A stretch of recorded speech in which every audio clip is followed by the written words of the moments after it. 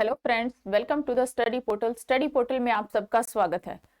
आज की क्लास में हम बात करेंगे भारतीय नागरिकता यानी सिटीजन ऑफ इंडिया। भारत की नागरिकता, कैसे हम भारत के नागरिक बन सकते हैं, या फिर हम विदेशों में जाके रहते हैं तो भारत की नागरिकता हमारे पास रहेगी या नहीं, क्या नागरिकता को प्राप्त करने के तरीके हैं, क्या उसको छोड़ने के तरीके हैं, किस तरह के एनआरआई को हम इंडियन सिटीजनशिप देते हैं या नहीं, जो भी पूरी डिटेल रहेगी टॉपिक की हम सभी इसमें क्लियर करेंगे कि भारत के नागरिक होने के नाते आपके क्या क्या राइट्स होते हैं, कैसे आप उनको यूज कर सकते हैं, कौन से आर्टिकल में भारत की नागरिकता का भारतीय संविधान में प्रावधान दिया गया है। सभी को आज की क्लास में हम कंप्लीट टॉपिक को डिस्कस करेंगे। इससे पहले हमने खत्म किया है कि देशी रियासतों का स्टेट इंटीग्रेशन रिकॉग्नाइजेशन कैसे हुआ, जो भारत में राज्यों का पुनर्गठन किया गया, रियासतों का पुनर्गठन किया गया। इससे लास्ट क्लास में हमने ये सब चीजें डिस्कस करी है। अब हमारी क्लास में आज का हमारा टॉपिक रहेगा भारतीय नागरिकता।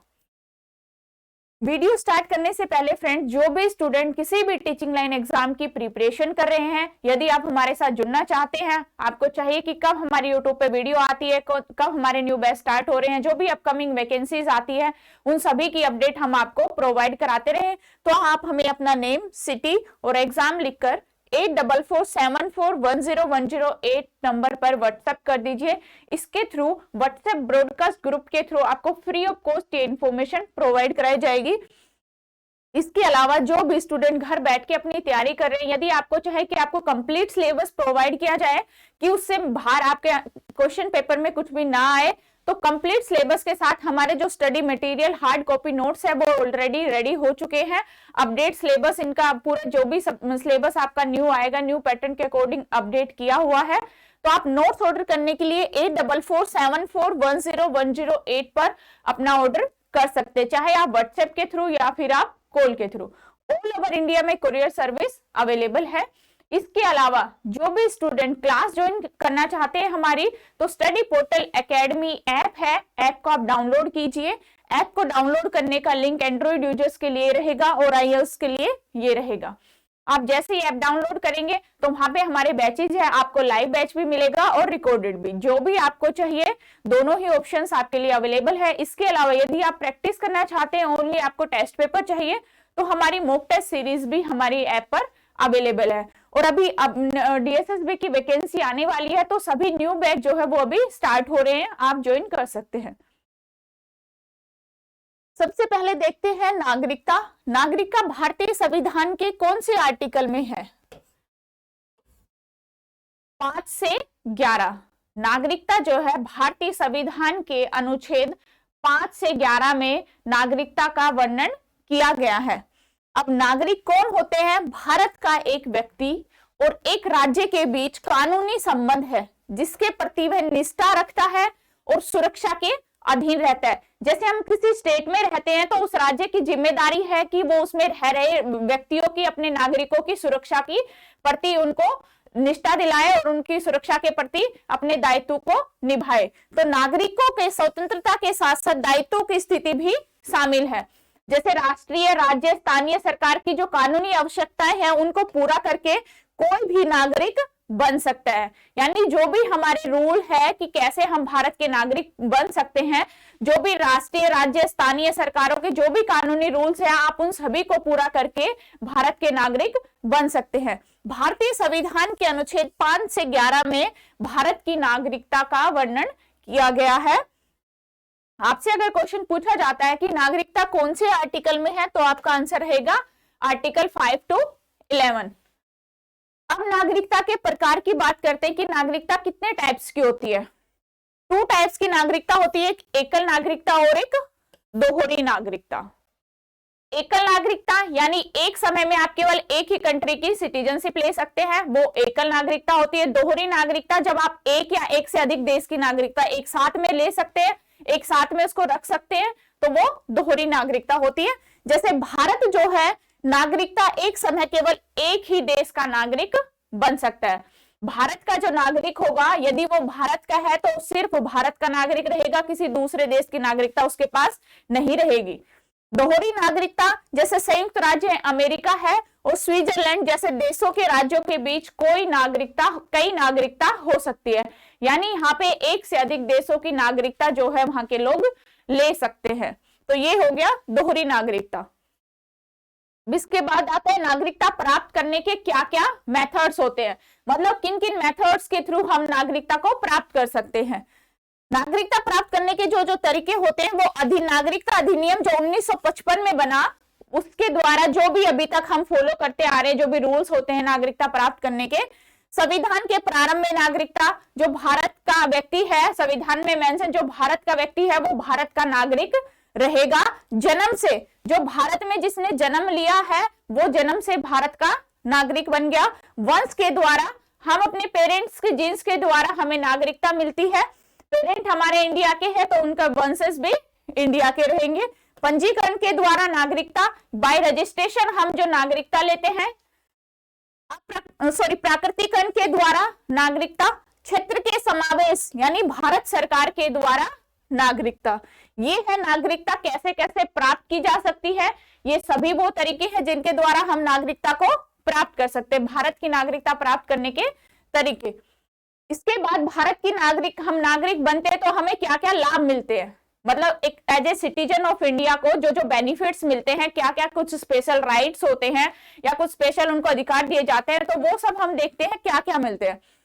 केवल नागरिक ही कुछ मौलिक अधिकारों का आनंद ले सकते हैं। कुछ एक हमारे मौलिक अधिकार ऐसे हैं जो कि आर्टिकल 19 से लेके 22 तक के जो हमारे मौलिक अधिकार है, उन अधिकारों को केवल नागरिक ही उनका फायदा ले सकते हैं, विदेशी उनका फायदा नहीं उठा सकते। नागरिक ही चुनाव में मतदान कर सकते हैं। वोटर की जहां बात होती है वोटिंग के लिए, तो केवल जो सिटीजन ऑफ इंडिया रहेगा वो ही वोट डालने का अधिकार रखता है। नागरिक ही चुनाव लड़ सकते हैं, चुनाव भी केवल नागरिक ही लड़ सकेंगे, गैर नागरिक नहीं।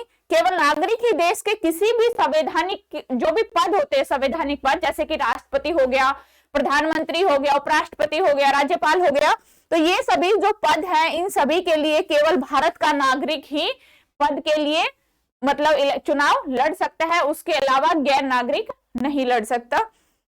भारत के नागरिकों के लिए बनाई गई सरकारी योजनाओं में केवल नागरिक ही कोई लाभ प्राप्त कर सकता है। जो योजनाएं, जो ऐसी सरकारी योजनाएं जो केवल भारतीय नागरिकों के लिए बनाई गई है, उनका लाभ केवल ही भारत के नागरिकों को मिलेगा, गैर नागरिकों को नहीं मिलेगा। नागरिकता को अब हमने देखा प्राप्त कैसे की जाती है और क्या क्या उसके बेनिफिट्स होते हैं। भारतीय नागरिकता की समाप्ति कैसे होती है, या तो हम उसको स्वयं से छोड़ दे, मतलब त्याग देना, हमने खुद से नागरिकता छोड़ दे अपनी मर्जी से। कोई भी नागरिक जो किसी अन्य देश का नागरिक है और ये घोषणा है कि भारतीय नागरिकता, मैं अपनी भारत की नागरिकता का त्याग करता हूं, तो वह भारत का नागरिक नहीं रहेगा। उसकी जो संतान भी होगी, जो भी उसकी संतान होगी, वो भी उस टाइम भारत की नागरिक नहीं रह जाती। ऐसा बच्चा पूर्ण आयु प्राप्त के 1 वर्ष के भीतर भारतीय नागरिकता को फिर से शुरू कर सकता है, यानी जो पंजीकृत के द्वारा जो नागरिकता मिलती है उसको अप्लाई करके वो फिर से भारत का नागरिक बन सकता है, लेकिन वंश के द्वारा वो भारत का नागरिक नहीं रहेगा।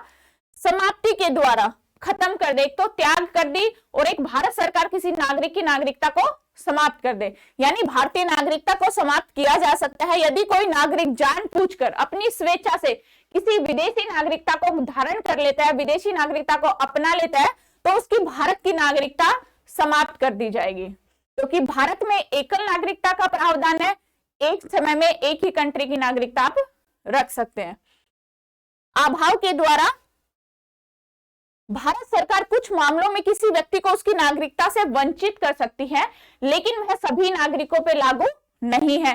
केवल उन नागरिकों पर लागू होता है जो पंजीकरण के द्वारा यदि नागरिकता लेते हैं, प्राकृतिकरण के द्वारा लेते हैं, या केवल अनुच्छेद 5 यानी आर्टिकल 5 का जो पार्ट सी पोर्शन है उसके द्वारा यदि कोई नागरिकता प्राप्त करते हैं। तो जैसा कि भारत में एक अधिवास के लिए प्रारंभ में नागरिकता है जो सामान्य रूप से भारत का निवासी रहा है और संविधान के प्रारंभ ठीक 5 वर्ष से कम, यदि उसको हो गए हैं 5 वर्ष से कम, तो ऐसे केस में जो नागरिकता है उसको उस नागरिक से लागू करने से हटा सकता है जिन जिनको पंजीकरण के द्वारा, प्राकृतिक के द्वारा और अनुच्छेद 5 के द्वारा जिन्होंने नागरिकता ली है 5C के द्वारा, उनकी नागरिकता को भारत सरकार किसी मामले में उनको वंचित कर सकती है। तो ये हो गया किसी अभाव के द्वारा नागरिकता। अब देखते हैं भारतीय मूल PIO कार्ड।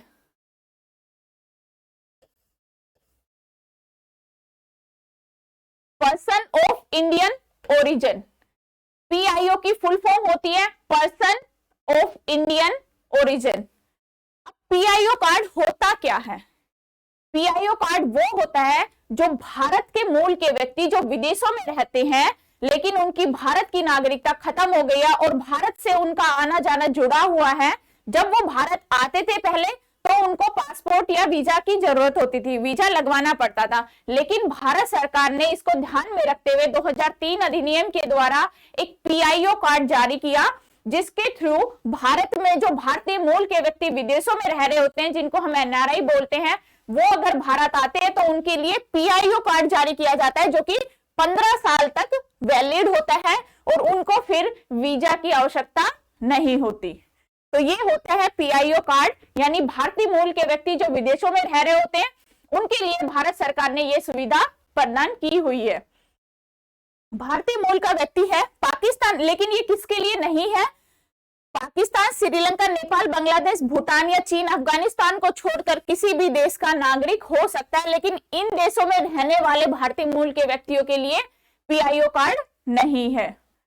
किसी अन्य समय में भारतीय पासपोर्ट धारण किया हुआ हो और भारत के नागरिक या भारतीय मूल के व्यक्ति का जीवन साथी हो तो उसका भी PIO कार्ड बन जाएगा। और जो PIO कार्ड धारक होता है उसका जो टाइम पीरियड होता है वो 15 वर्ष के लिए होता है। बहुप्रवेश सुविधा मतलब कि मल्टीपर्पज के लिए आप इंडिया में आ जा सकते हैं, प्रवेश कर सकते हैं, उसके लिए अलग से किसी वीजा की जरूरत नहीं होती। मल्टीपर्पज उद्देश्य के लिए कार्ड बनाया जाता है जिसके थ्रू आप आ जा सकते हैं, उसके लिए कोई पर्सनल आपको वीजा की जरूरत नहीं होती। अब देखते हैं overseas citizen of India, OCI, overseas citizen of India. Overseas citizen of India वही होते हैं जो NRI होते हैं, जो भारतीय मूल के होते हैं, विदेशों में रहते हैं। इन्हीं ओवरसीज सिटीजन ऑफ इंडिया के लिए PIO कार्ड बनाया गया, इन्हीं के लिए PIO कार्ड बनाया गया। ओवरसीज कार्ड उन विदेशी नागरिकों के लिए है जो 26 जनवरी 1950 को भारतीय नागरिकता के पात्र थे या उस तारीख को थे या उसके बाद भारत के नागरिक थे, तो उनके लिए ये PIO कार्ड की सुविधा है और उनको हम ओवरसीज सिटीजन ऑफ इंडिया में काउंट करेंगे। पाकिस्तान, बांग्लादेश के नागरिक OCI कार्ड के पात्र नहीं है। कुछ कंट्रीज एक्सपेक्टेड है इनसे, जो एक्सेप्टेड है, जो छोड़ी गई है वो एक्सेप्टेड है, जो पाकिस्तान और बांग्लादेश, इनमें ये कार्ड मान्य नहीं है। एक OCI कार्ड धारक के पास मतदान का अधिकार नहीं होता है, क्योंकि मतदान का अधिकार केवल इंडियन सिटीजन के पास है, किसी OCI के पास या PIO कार्ड धारक के पास नहीं होता। OCI दोहरी नागरिकता नहीं है, OCI कार्ड धारक भारतीय नागरिक भी नहीं है। OCI कार्ड भारत में आने के लिए एक बहुउद्देशीय, एकाधिक प्रविष्टि और आजीवन का वीजा है, मतलब मल्टीपर्पज टाइम, लाइफ टाइम के लिए आप आने जाने की सुविधा आपको इसके थ्रू प्रोवाइड की जाती है। OCI कार्ड वाले व्यक्तियों के पास वित्तीय, शैक्षिक और आर्थिक मामलों में NRI के समान अधिकार है। OCI कार्ड जिस व्यक्ति के पास होगा उसके पास में वित्तीय, फाइनेंस से रिलेटेड, एजुकेशन से रिलेटेड या जो भी फिर आर्थिक मामले होंगे उन सब में NRI के समान उनके अधिकार होते हैं, लेकिन वे भारत में कृषि भूमि का अधिग्रहण नहीं कर सकते। इसके बाद देखते हैं हम नागरिकता के रिलेटेड जो भी आर्टिकल्स है, कौन सा आर्टिकल हमें क्या बताता है। सबसे पहले आर्टिकल 5 संविधान के प्रारंभ पर नागरिकता। आर्टिकल 6 पाकिस्तान से भारत को आने वाले लोगों को नागरिकता, आने वाले कुछ व्यक्तियों को नागरिकता के अधिकार। आर्टिकल 7 भारत से आने वाले कुछ व्यक्तियों की नागरिकता के अधिकार, पाकिस्तान को जाने वाले को, यानी कि जो भारत से पाकिस्तान जाएंगे और जो पाकिस्तान से भारत आएंगे आर्टिकल 6 में रहेगा, और जो भारत से पाकिस्तान जाएंगे वो आर्टिकल 7 में रहेंगे। आर्टिकल 8 अनुच्छेद 8 हमें कहता है भारत के बाहर रहने वाले भारतीय उद्भव के कुछ व्यक्तियों के नागरिकता के अधिकार, ये आर्टिकल 8। आर्टिकल 9 विदेशी राज्य की नागरिकता यानी स्वेच्छा से अर्जित करने वाला व्यक्ति नागरिक न हो।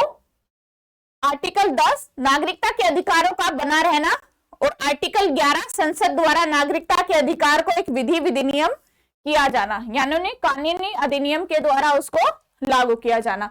ये था हमारे नागरिकता से रिलेटेड जो आर्टिकल है, जो संविधान के आर्टिकल 5 से लेके 11 तक नागरिकता का जो वर्णन है वो एक एक आर्टिकल वाइज क्या क्या उसमें दिया गया है वो सब इसमें डिटेल में। आई होप आपको नागरिकता का टॉपिक अच्छे से क्लियर हुआ हो, पूरा हमने डिटेल में किया है। Thank you.